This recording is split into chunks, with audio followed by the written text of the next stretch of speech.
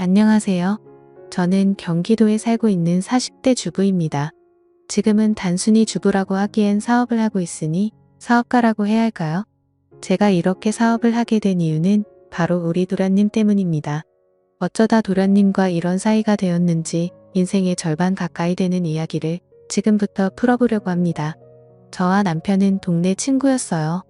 어릴 적부터 한 동네에 살았고 코올리게 때부터 볼 꼴 못 볼 꼴 다 보고 지냈다고 해도 과언이 아니에요. 이불에 오줌 싸서 남편이 소금 받으러 다니는 모습이 아직도 기억에 생생합니다. 제가 다른 여자친구들과 소금놀이나 인형놀이 고무줄을 하고 있으면 어김없이 나타나 괴롭히고 도망가는 그런 동네의 짓궂은 남자아이였죠. 동갑내기라 그 시절엔 싸우기도 정말 많이 싸웠어요. 왜인지 모르겠지만 어릴 적에는 남자들과 여자애들끼리 성별로 나뉘어서 알 수 없는 다툼을 많이 하고는 했잖아요. 저희도 딱 그런 사이였죠. 그렇게 초등학교까지 올라갔고 여전히 우리는 앙숙이었어요. 그런데 중학교에 올라가면서 남중 여중으로 갈라지며 서로 얼굴을 보는 게 줄어들더군요. 어쩌다 동네에서 교복을 입고 마주치면 왠지 낯선 모습에 말을 걸기가 어렵더라고요. 기존에는 몰랐는데 볼수록 더 남자애라는 느낌이 강했어요. 게다가 내가 모르는 모습을 보는 것 같았죠. 어쩌다 부모님이 시켜서 마지못해 인사를 하게 되면 굵은 목소리에 더욱 멀게만 느껴졌어요.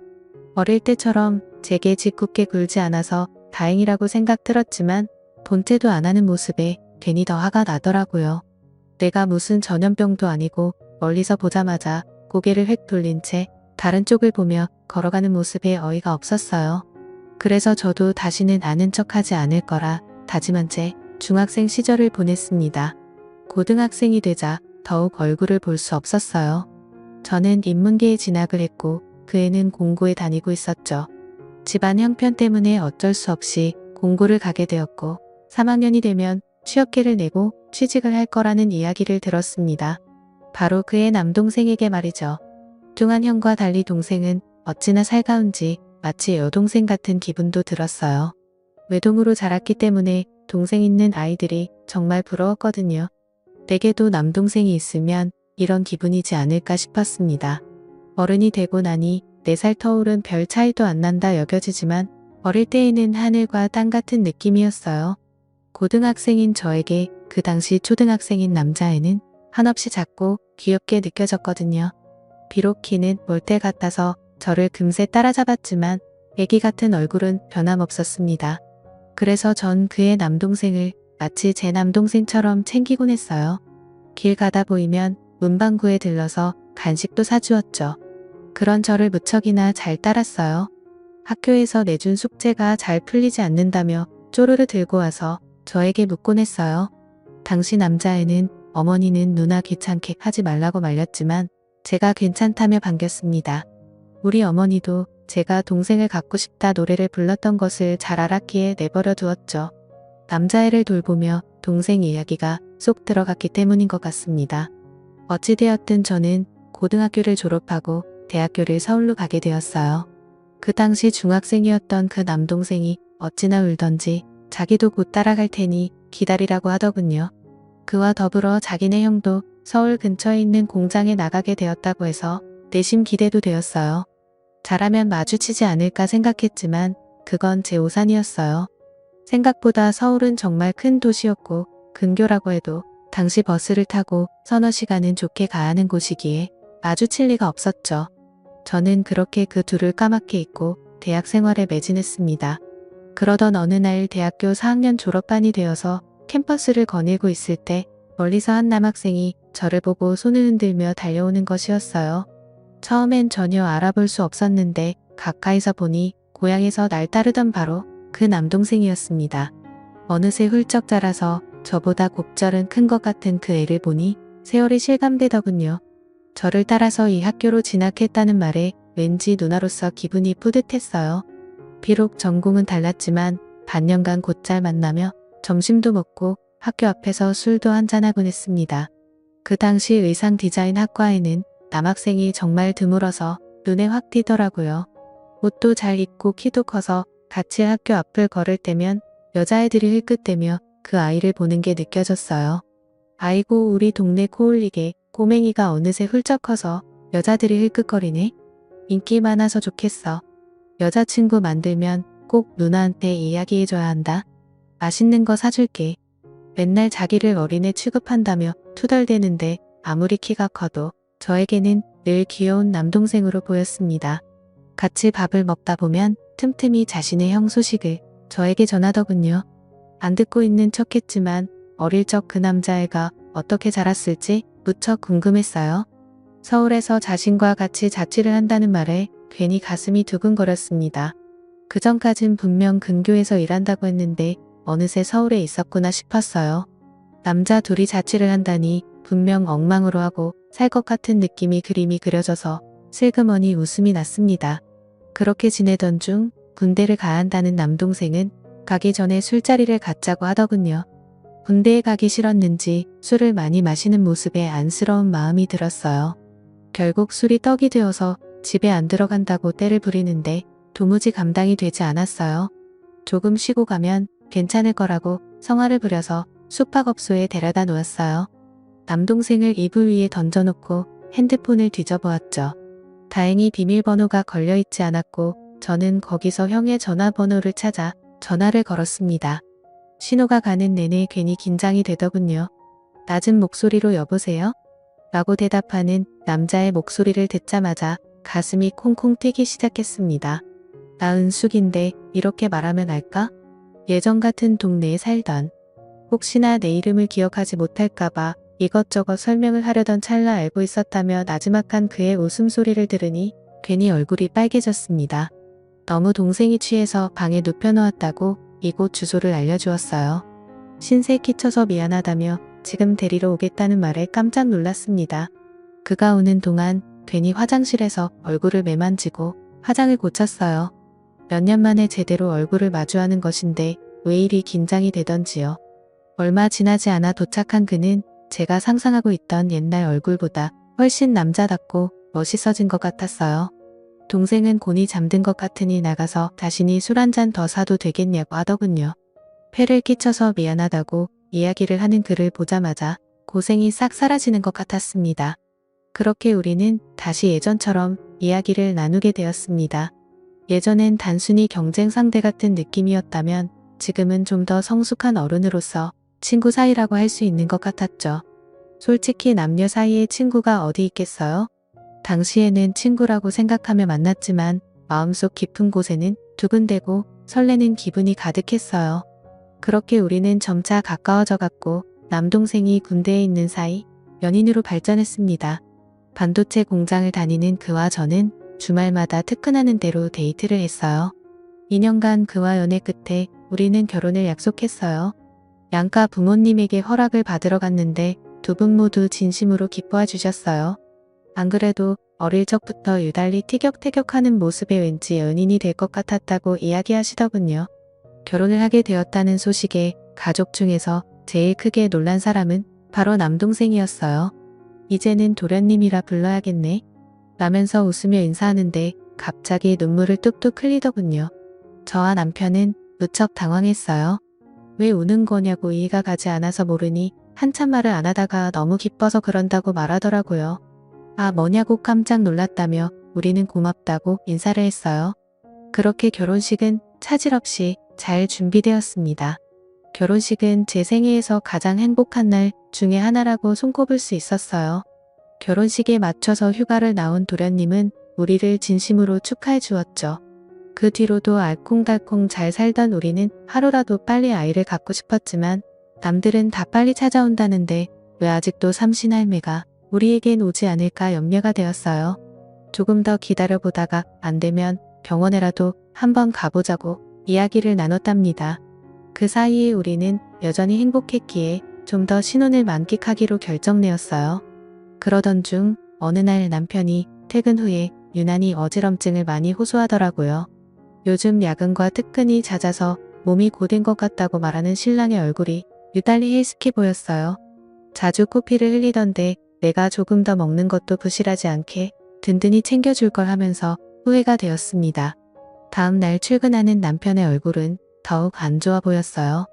어지럽다는 말과 함께 숨이 가쁜지 식은땀을 흘리며 현관에서 신발장을 부여잡고 웅크리고 있는 남편을 보는데 가슴이 철렁했어요.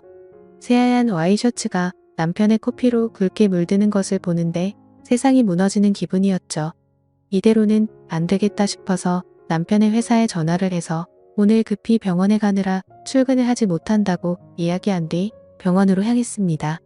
면허는 땄지만 장롱 면허로 운전을 제대로 해본 적 없는 저였는데 그날은 무슨 초인적인 힘이 발휘된 것인지 남편을 차에 태운 채 정신없이 병원으로 달려갔어요.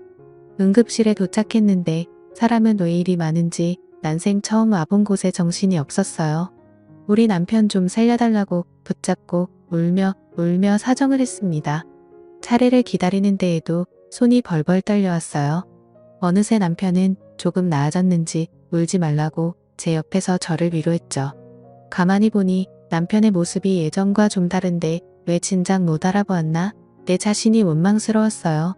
의사가 이것저것 남편에게 묻더니 좀 더 상세한 진단을 위해서 검사를 몇 가지 해야 한다고 했죠. 그 와중에 병원비를 걱정하는 남편에게 아무 말 하지 말고 다 검사받고 가자고 설득했습니다. 며칠간 입원 후 결국 남편의 병명은 급성 백혈병으로 진단받았어요. 그날부터 남편의 투병 생활이 시작되었습니다. 저는 일을 그만두고 간호를 하고 싶었지만 병원비를 어떻게든 마련하기 위해서는 하는 수 없이 회사에 나갈 수밖에 없었어요. 대신 낮에 간호는 도련님에게 부탁을 했습니다. 마침 도련님이 대학교를 졸업 후 프리랜서로 일을 하고 있었기 때문에 가능했어요. 남편은 그 와중에도 제 걱정을 하더라고요. 자기가 없는 집에 여자 혼자 살면 위험하다고 도련님에게 저와 같이 지내달라고 부탁했어요. 처음엔 조금 불편하게 느껴졌지만 정신없이 살다 보니 그런 것도 느낄 여유는 없었어요. 낮에는 돈을 벌고 밤에는 병원에서 행여나 남편에게 무슨 일이 있을까봐 족잠을 자며 지내게 되었죠. 옷을 갈아입으러 집에 들어가면 그나마 도련님이 있어서 빨래와 청소, 설거지 등이 되어 있어 다행이라고 생각 들었습니다. 만약 도련님마저 옆에 없었다면 저 혼자 지쳐서 무너졌을지도 모르겠더군요. 그러던 중 어느 날 갈아입을 옷을 챙기러 저녁에 잠시 집에 들었는데 도련님의 이상한 행동을 목격하고 말았어요. 분명 도련님이 들고 있는 것은 아무리 눈을 비비고 다시 봐도 제가 전날 입고 빨래통에 넣어둔 레일이었어요. 마치 소중한 보물을 다루듯 개숨실에 눈을 뜬 채 쳐다보며 이곳저곳 살피고 쓰다듬고 얼굴에 대보기까지 하더군요. 너무 놀라서 뭐 하는 거냐고 소리를 지르며 뺏었습니다. 도련님은 당황해하며 그게 아니고 연구를 하는 중이었다고 하더군요. 대체 뭘 연구하냐며 어처구니 없어서 화도 나지 않았습니다. 한바탕 따지고 들고 싶었지만 남편을 간호할 기운도 부족한 때라서 나중에 이야기를 하자고 말한 뒤 집 밖으로 나왔습니다. 병원을 향하며 당분간 빨래통에 함부로 옷도 못 내놓겠다고 생각 들었죠. 이후 저는 극진히 남편의 치료를 위해서 부단히도 노력했지만 결국 3달 만에 남편은 우리 곁을 떠났습니다. 항암 치료 중에도 웃음을 잃지 않는 남편은 폐혈증 증세로 중환자실로 이동하게 되었어요. 무균실 입원으로 면회도 제대로 잘하지 못했는데 그렇게 발병한 지 채 100일도 되지 않아서 허망하게 세상을 떠났어요. 항상 건장하고 듬직한 남편의 모습은 온데간데 없었고 눈도 제대로 뜨지 못한 채 산소호흡기를 끼고 온몸에 관을 꽂은 채로 힘들게 숨쉬는 모습의 억장이 무너졌어요. 균을 잡을 수 없어서 온몸의 장기가 다 망가지고 더 이상 치료가 어렵다는 이야기만 듣다가 몇 번의 심정지로 인공호흡기를 끼고 투병 끝에 결국 하늘나라로 떠나고 말았습니다. 저는 지금도 믿기지 않아요.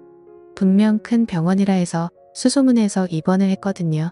처음 입원 당시에는 초기 증상이라서 한 달간 입원해서 치료받으면 퇴원이 가능할 거라고 해서 희망적으로 살았는데 갑자기 100일도 채 되지 않는 시간 동안 치료만 받다가 고통스럽게 가게 되었어요. 차라리 중간에 남편이 꺼내달라 할 때 집으로 데려올 걸 이라는 생각으로 하루하루 절망만 가득한 채 간신히 숨을 쉬며 살게 되었습니다. 장례식 때에도 몇 번이나 혼절을 했는지 몰라요. 그렇게 집에 들어오게 되었는데 남편과 닮은 도련님의 모습에 더욱 마음이 아프고 힘들었어요. 게다가 정신없이 남편의 악화와 장례까지 치르느라 잊고 있었지만 도련님이 레일을 들고 있던 사건도 아직 해결되지 않은 상태였어요. 남편의 간호 때문에 함께 살고 있었기에 더 이상 같이 살 이유가 없어져서 도련님을 다시 나가라고 이야기했습니다. 나가는 것은 나가는 거지만 그날의 일에 대해 변명할 기회는 달라고 하더군요. 아무것도 듣고 싶지 않고 힘들었지만 일단 그래도 시댁 식구이니 듣기는 해보겠다고 했어요. 도련님은 갑자기 자신의 방으로 향하더니 웬 스케치북 한 덤이 들고 나오더라고요. 한 장 한 장 넘기며 저에게 보여주는데 그곳에는 온통 여성의 레일이 가득 그려져 있었습니다. 대체 이게 무슨 해괴망측한 거냐고 화를 냈어요. 그러자 제 레일을 만진 건 잘못했지만 억울하다고 하는 것입니다. 자신의 대학 시절 전공을 잘 기억해 보라고 하더군요. 그렇습니다. 도련님은 의상 디자인을 공부하던 학생이었죠. 자기가 꿈꿔왔던 패션 사업이 바로 여성 레일이라고 하더군요. 항상 불편하고 꽉 끼며 촉감은 부드럽지만 땀 흡수도 잘 되지 않는 패션 레일을 입는 여성들을 보면서 기발한 사업 아이템을 생각했다고 하는 것입니다.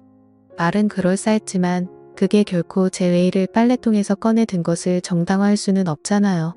그건 그거고 이것 이거라며 더 이상 같이 살고 싶지 않고 앞으로 얼굴 보고 싶지 않다고 했습니다. 그 말에 도련님은 기가 죽은 채 알겠다고 다시 묵묵히 짐을 쌌어요. 그 모습에 흔들리지 말았어야 했는데 저는 어린 시절에 착하고 작은 남동생이었던 도련님이 생각나서 마음이 약해졌습니다. 그날 혼자 식탁에 앉아 소주를 컵에 따라 마시며 생각했어요. 남편의 사망보험금이 들어왔는데 이걸 허투루 생활비에 쓰고 싶지 않았어요. 무언가 보람 있는데 사용도 하면서 시댁에 도움을 주고 싶다고 생각이 들었죠. 그래서 도련님의 방을 녹화했습니다. 든 눈으로 밤을 보내고 있는지 바로 제 부름에 나오더군요. 한 잔 같이 할 거냐 물으니 냉큼 식탁에 자리에 앉는 모습이었죠. 얼마나 진지하게 그 사업에 대해 생각하고 있냐고 물으니 아까 낮에 스케치북을 보고도 그런 소리를 하냐고 오히려 대묻더군요.